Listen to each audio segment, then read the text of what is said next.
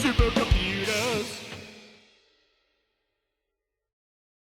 Hey guys, welcome back to the channel. I'm Matt with Supercomputers, and today we have a repair video, a very special repair video, I should say. I know, I say that they're all special, but today it really is, because this is a repair video on an AMD graphics card. I've never repaired one of these cards before, never even taken them apart, so I've always just messed around with NVIDIA cards, and that's pretty much it.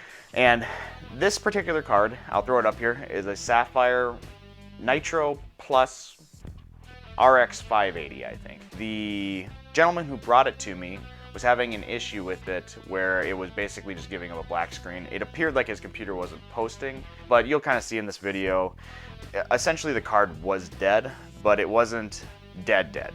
I'll kind of narrate through this because the original footage that I shot had some really terrible audio. It was cutting in and out, so I'm just going to kind of walk us through the footage that I shot and tell you as I go my thought process about troubleshooting, how I determined that it was the problem that it ended up being. I had to tear down the whole card. I had to actually take off some fuses that were on the card and then replace them. Without further ado, let's get into it. Alright, so first things first, we want to figure out if what the person is saying is accurate. So first thing that I want to do is I'm taking my test system here that I know works, and I'm putting in the damaged graphics card, or the one that is having the issue. And we're just going to try to basically just start it up and see what happens. And the first thing that happened with this was that I noticed that, one, the fans weren't working, and two, there was no video output. Now this card also had a dual BIOS configuration where you can start it in two different BIOSes. And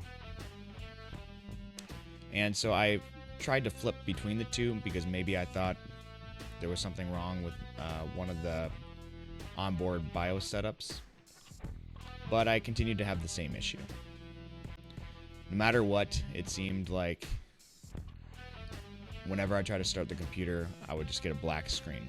So what I'm trying to do here now is I'm trying to use my graphics card in another PCI slot to see if I can at least get some video out from that.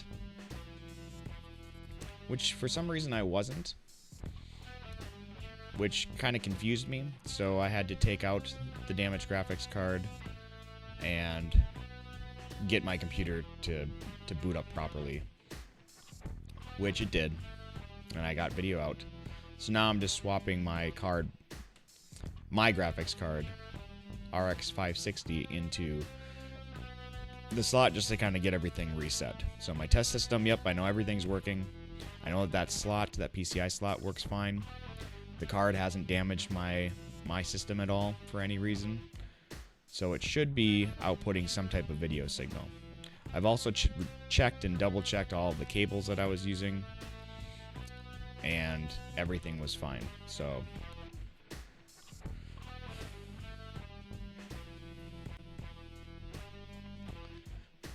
and now I'm trying different outputs from the video card.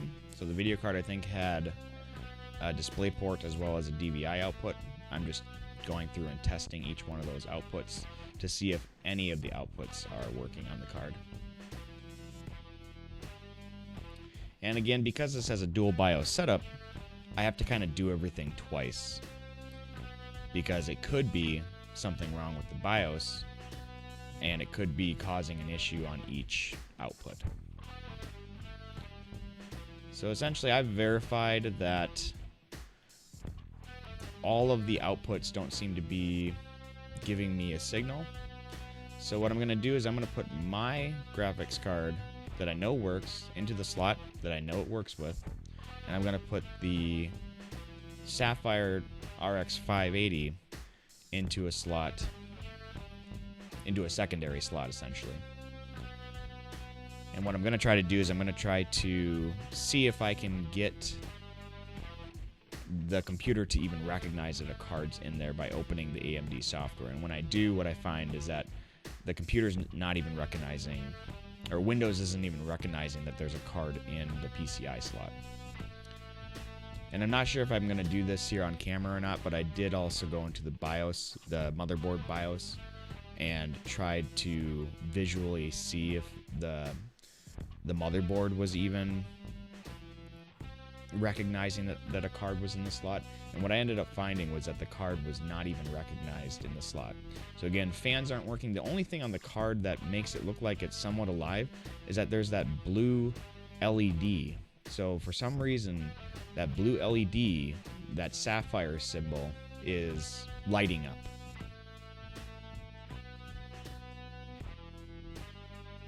So here it is. Here's where I'm going into the BIOS.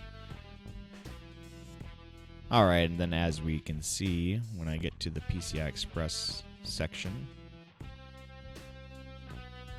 there is no VGA card detected, where there should be one. So now what I think I'm going to try to do is I'm going to take the card out, and I'm going to break it down. And the main reason I'm going to do this is because I just want to make sure that there's nothing visually damaged on the card. I'm going to check and see if there's any pieces that are, any caps that are blown or any obvious physical damage. And so I have to take off the heatsink, I have to take off the fans.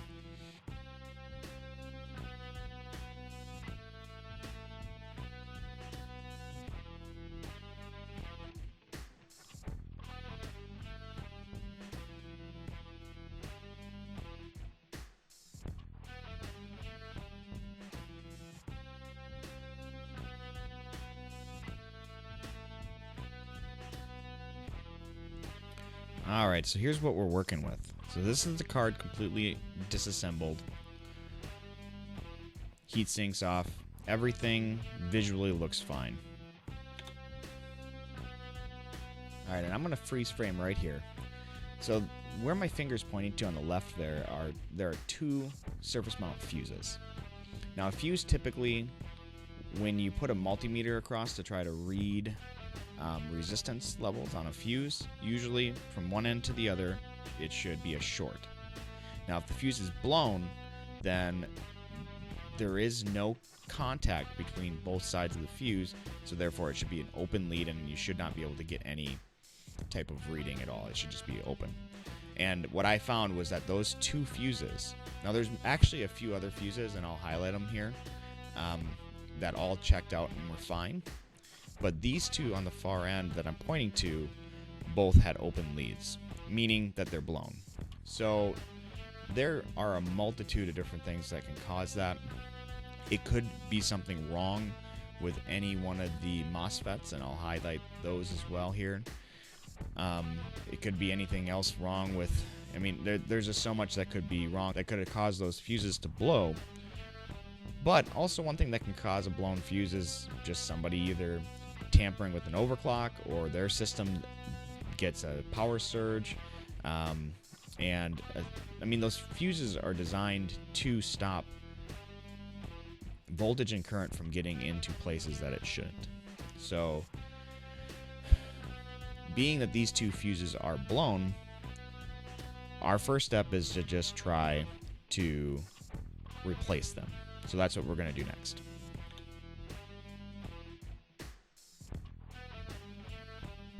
Alright, so I obviously have this footage sped up.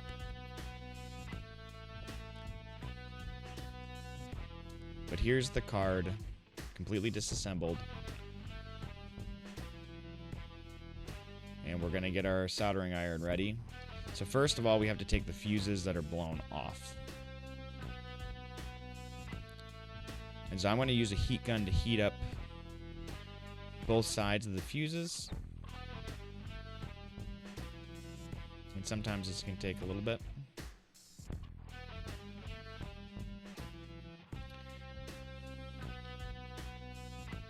I'm also using a mix of a soldering iron and a heat gun to take the fuses off.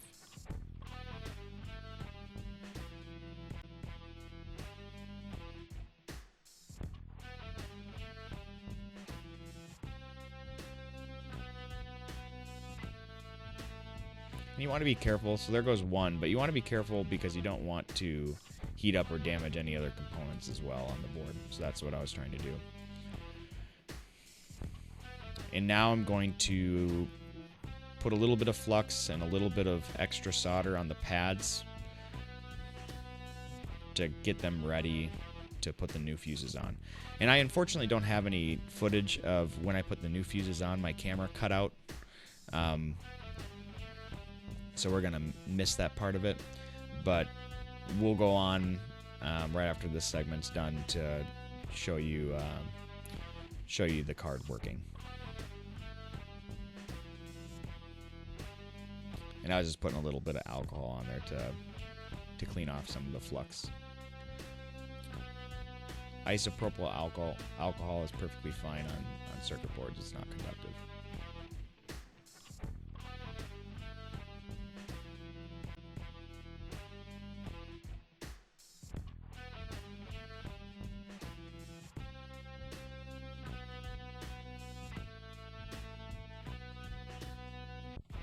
Alright, so here's the card back in my test system, and as you can see, there's no other video card in my test system. That output that you're seeing on the screen is coming from the graphics card. And I think I have it connected here with the DisplayPort cable, and I'm just showing that to verify that it's from the DisplayPort, it's coming from the card. Now, I don't have any footage of this, but the fans did start spinning when the system was booted up. All right, well, isn't that awesome? So the guy ended up paying only about $150 for this card, plus my repair fee. I think I charged him something like $100 for it, $150 somewhere in there. So he still ended up actually spending less on the card than he would have if he would have gone to eBay, which actually brings up another point I really quick want to show us. Let's just take a look at eBay.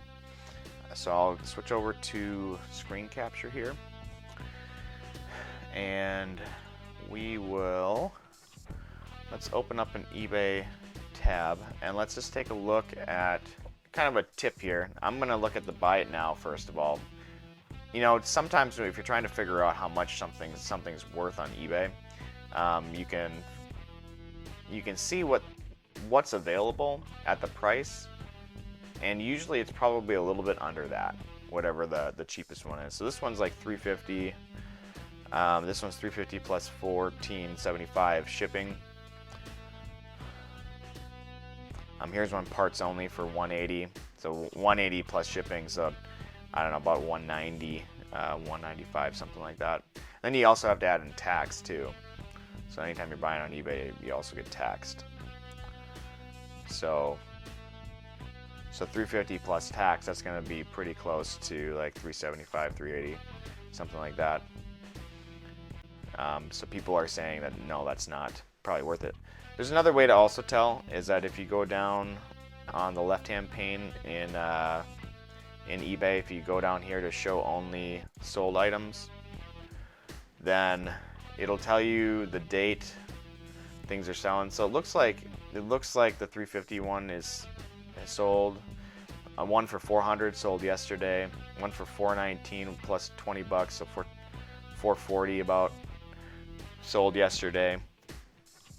And again, these are all graphics cards. Here's the box only. Somebody bought a box only. And even on the 12th one sold for, you know, almost $560. So all in all, the guy ended up, I think, only spending, including on the repair, he only ended up spending about $250 to $280 or something like that.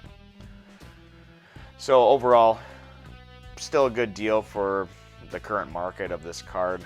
Honestly, in my opinion, that card is still not worth probably more than $200, $250. I don't even know what it retailed for when it came out, but the card's getting old.